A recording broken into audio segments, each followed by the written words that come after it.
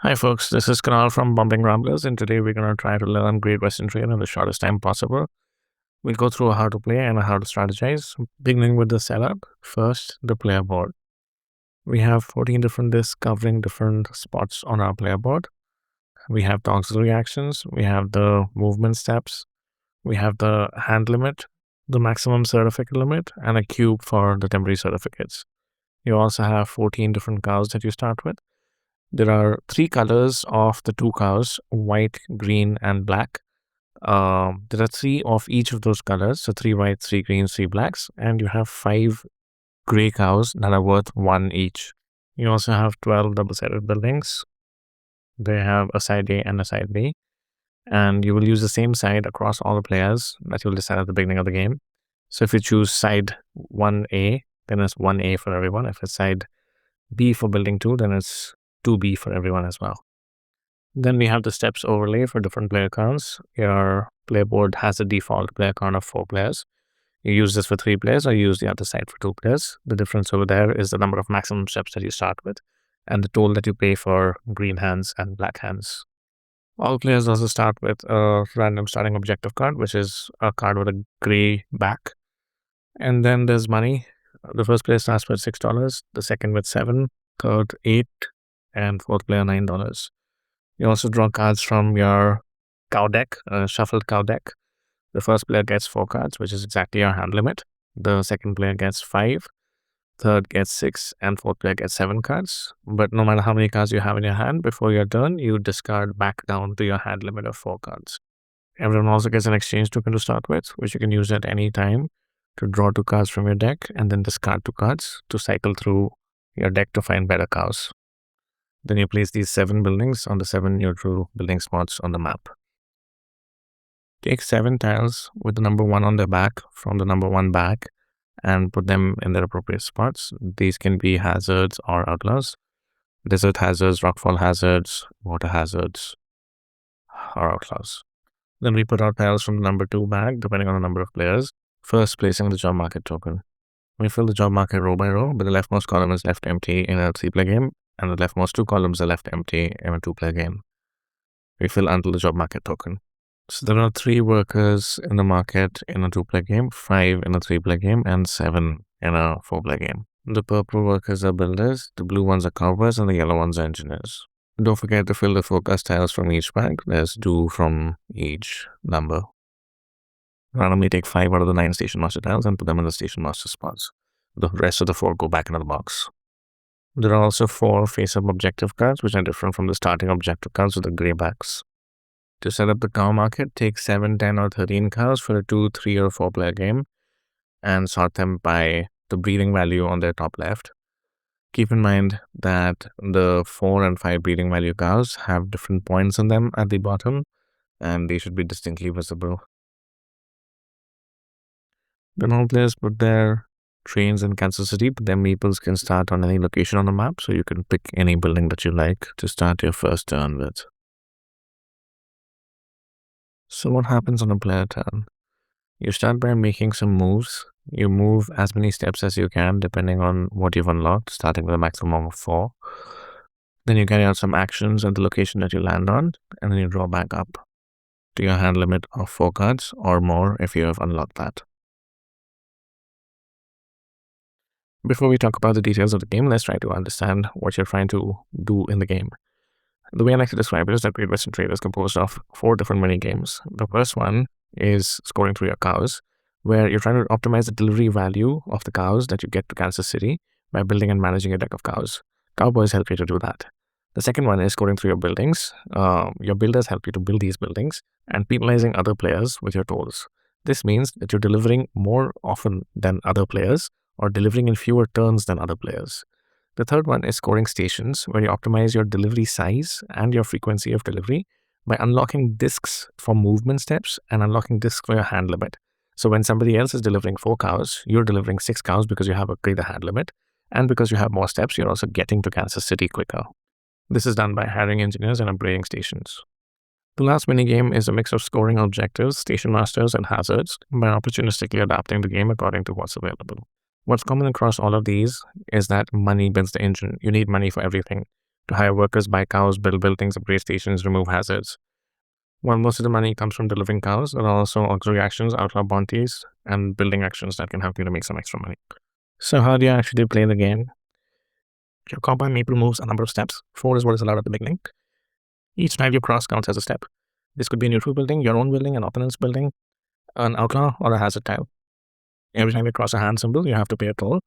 In this case, a green hand costs you $1 and a black hand costs you $2. Who is paid depends on who owns the tile. If it's a hazard or an outlaw, you pay the bank, and if it's an opponent's building, you pay that opponent. Let's take an example on the map. If I want to get to the building on the bottom left, I could take the route via the building on the top. There are no hazards or hands on the way, so I don't have to pay any toll. It just costs me 2 steps. Whereas if I take the route from the bottom, there's a green hand on a water hazard where I have to pay $1 toll. So to avoid that, I would take the top route. Then we come to phase B, which is the actions. If you land on your own building or a neutral building, you can take the action from the building, or you can take one auxiliary action.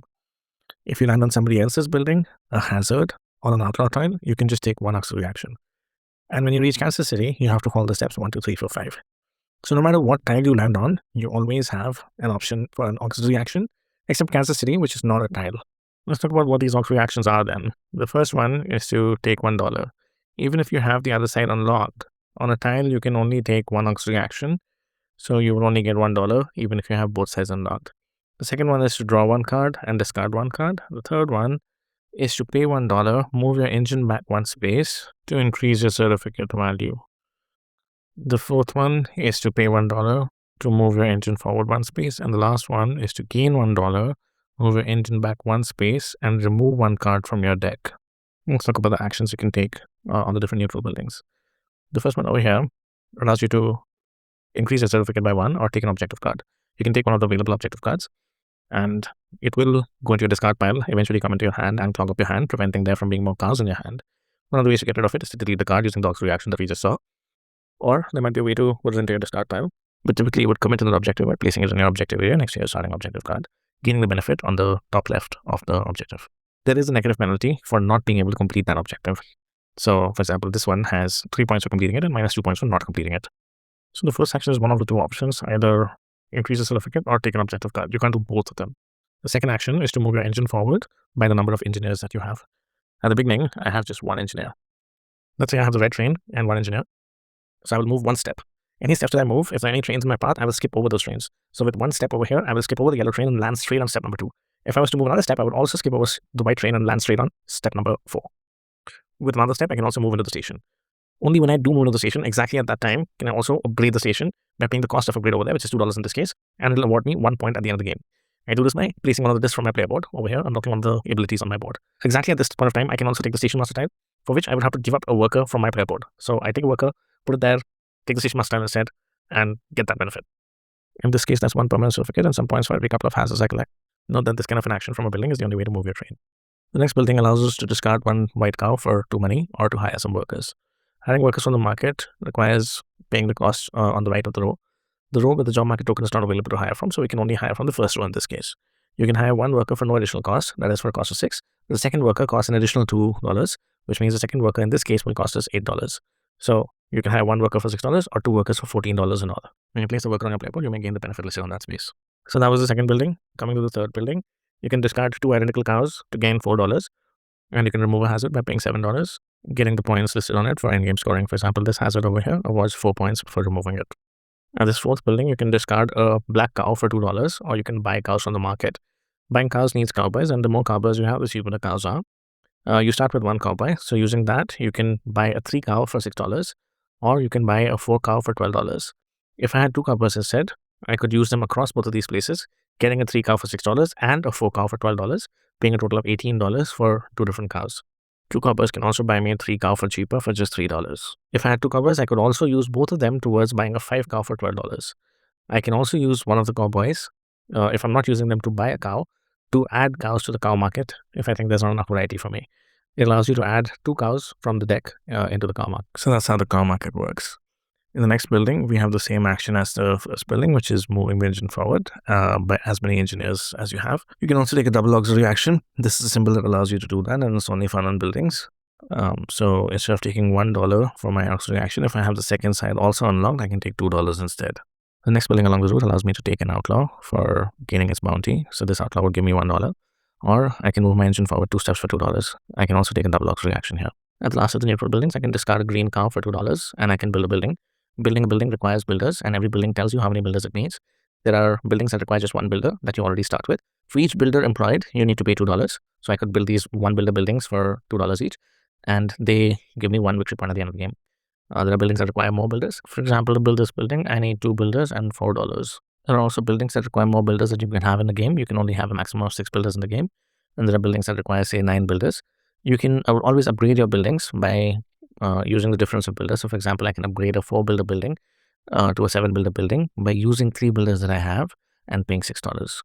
And those are all the actions that you can take from the neutral buildings. The other space that you can land on is Kansas City, where you follow the steps 1 to 5.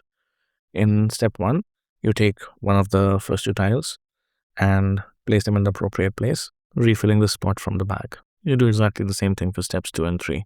When you have to place the next tile in a job market, you slide the job market token down and put the next worker in that spot. From here on, workers will go from left to right in the next row. Whenever the job market token crosses the yellow arrow, you refill the cow market.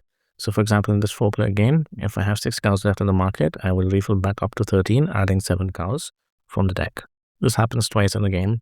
When the job market token slides down off the end of the board, that triggers the game end. The player whose Kansas City turn triggered the game end gets the job market token for 2 points, and everybody else gets one final turn.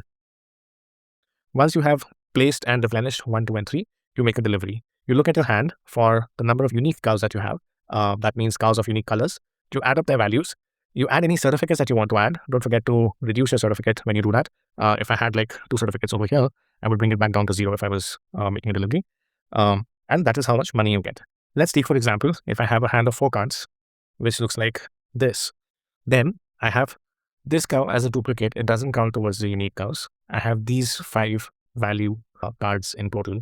So 5 is how much money I can make. And if I have some certificates, I can use them additionally towards that. That is the money I would get. So 5.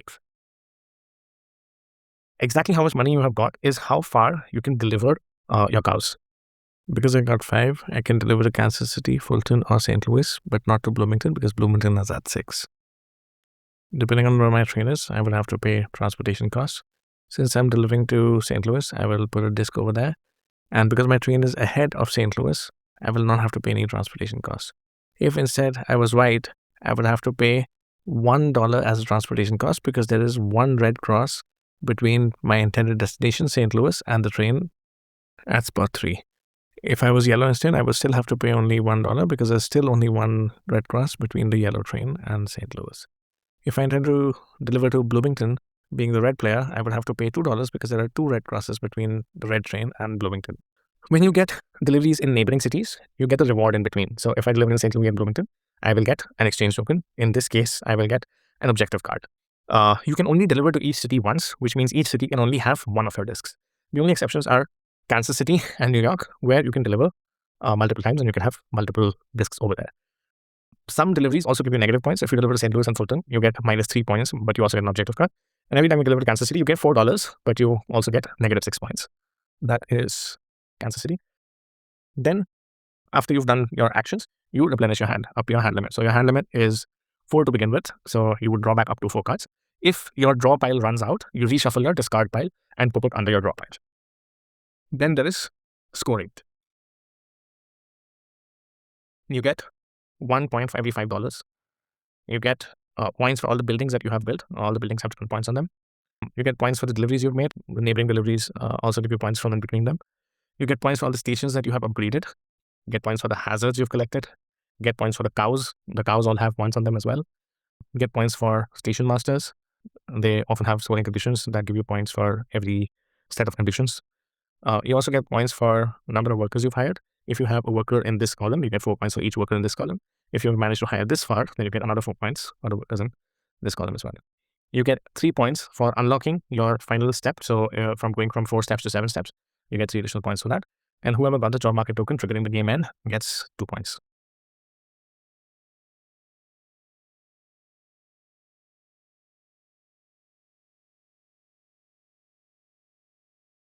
The rest of the video has some tips for different strategies that are not covered with a voiceover.